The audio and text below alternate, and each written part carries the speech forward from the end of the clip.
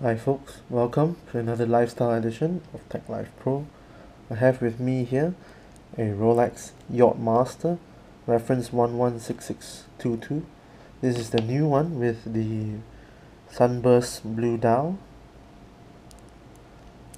As you can see, the color sort of changes depending on how it catches the light.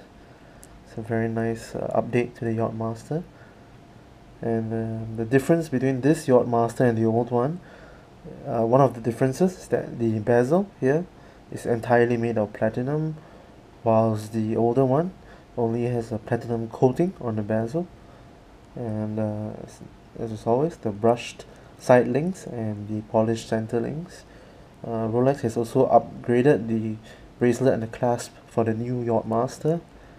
And as you can see, the case back is the signature blank Rolex case back. Red hands and a red Yachtmaster word. The usual big crown, the trip block Rolex big crown. Let me just pop it on here.